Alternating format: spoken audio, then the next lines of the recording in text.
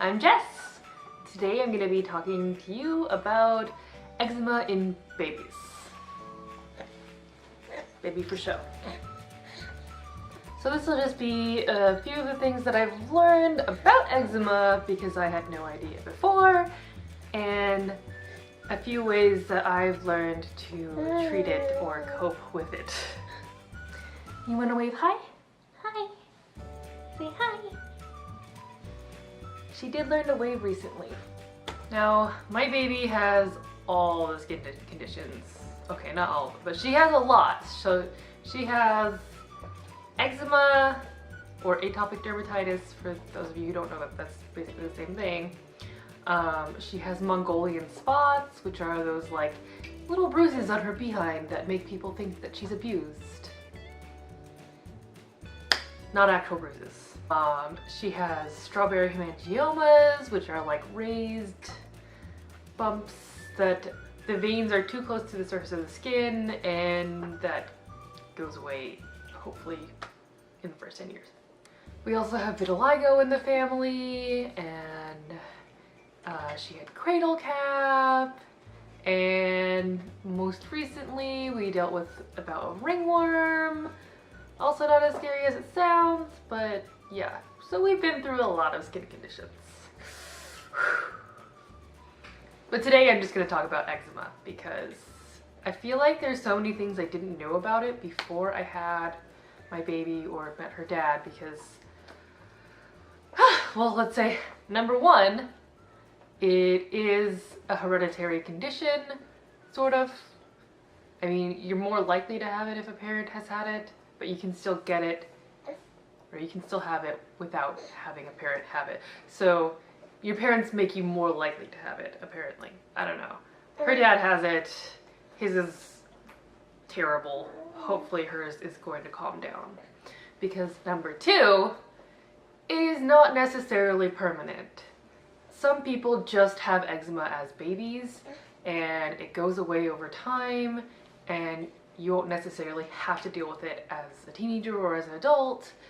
So fingers crossed on that one. Hopefully she doesn't have to deal with this her whole life, but that was good to find out. Number three, it can be related to allergies. So I also don't really understand this because I never really had allergies, but apparently eczema can be caused by allergies, or at least flare up in response to something you are allergic to. So for my baby, it was actually going over to her grandparents' house where they have an outdoor dog. We have an indoor dog, so we thought, okay, no big deal, they have a dog, we have a dog. But our dog doesn't really like to go for walks that often, and when he does, he gets a bath afterward, and it's not a huge deal because he's tiny and he stays out of the nursery anyway. Whereas their dog is a big, giant poodle, and he goes outside and comes inside and outside and inside, and he's allowed in all parts of the house, and that's great and all, but my baby's skin just could not handle it. Ooh, yeah, see, she remembers.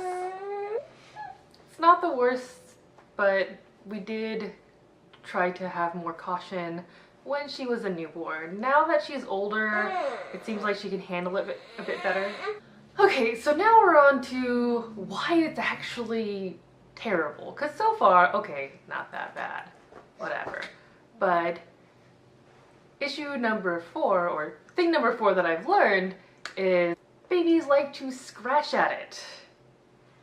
And scratching means their sharp little baby claws can cut the skin, and probably will cut the skin, and that can lead to infections. And infections are big, bad no-nos. Those come with fevers and all that stuff that I don't want to deal with. So yeah, I'll cover a little bit later on how to deal with that. Yes. Number five, the itchiness can interrupt really important sleep cycles.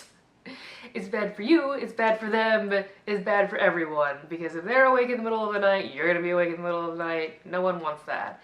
And babies really do need sleep. They have to put everything into the right places or they'll like lose their minds. I don't know. But yeah, sleep is super important for development and could cause issues later on if you don't get enough sleep. So you definitely want to deal with the itchiness as soon as possible so that your baby and you can sleep through the night. And then number 6 of things that I learned is that it can cover up other issues. Like I said, she has a number of skin conditions, but we can't tell what's what half the time because eczema. The ringworm looks really a lot like an eczema patch, so I can't tell what that is. Anytime she takes a new medication or tries a new food, there's like a big rash on her skin. Is she allergic? I have no idea. Maybe she's just having eczema. Maybe there's like some other issue going on. I have no idea. It's really alarming. So my doctor has received a lot of emails and pictures of baby skin that it turns out is mostly just eczema, but not always. Eczema and cradle cap also look really similar but are treated different ways. So that's a whole other issue. Oh my goodness, it's hard. Anyway, let's talk about ways to deal with these issues. So we'll throw out numbers. Anyway, don't bathe every day.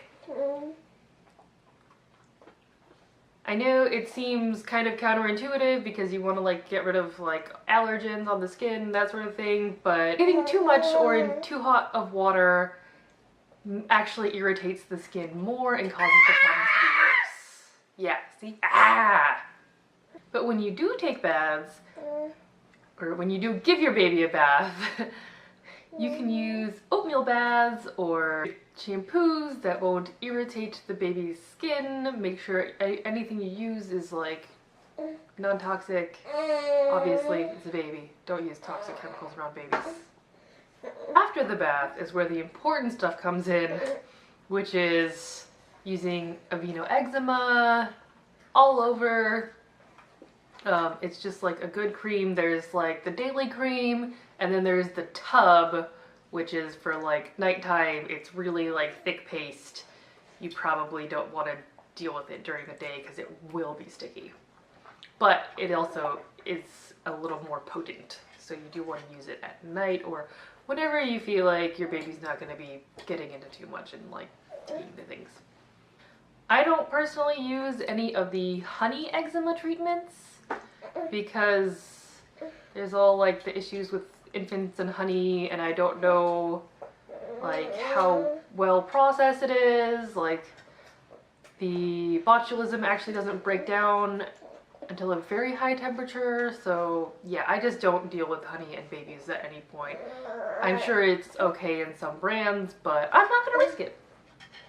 And so then after that we use hydrocortisone cream, which you can get just like over-the-counter hydrocortisone, and it's probably in the blue bottle, and that's like I think 1 or 1.5% hydrocortisone, and we just rub that over the like specific spots that are flaring up. Now for us that wasn't quite enough. We did have to see our doctor and got a prescription for hydrocortisone 2.5, which has helped a lot, and that one's in the yellow bottle. Maybe yours is different because who knows, different countries, but it's a pretty just like basic cream. But I also learned that hydrocortisone shouldn't be used on open wound areas. Oh, hi kitty. Or on things that are not eczema. So that can be tough. You want to be sure that it's an eczema spot, and you want to be sure that the baby hasn't scratched it open. That can be very painful for them, like especially adding the hydrocortisone on top of that.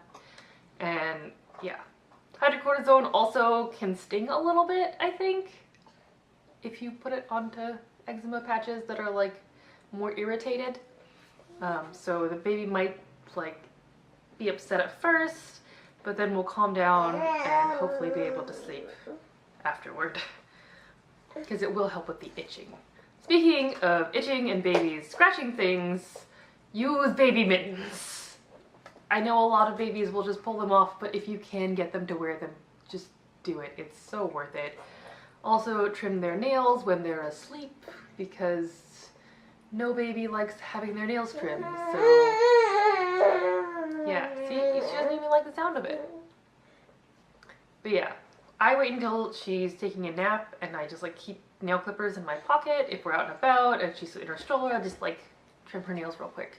Some people wait until they're like in a deep sleep at night and have to go in their bedroom with a flashlight. That seems a little weird to me. Just do it during nap time.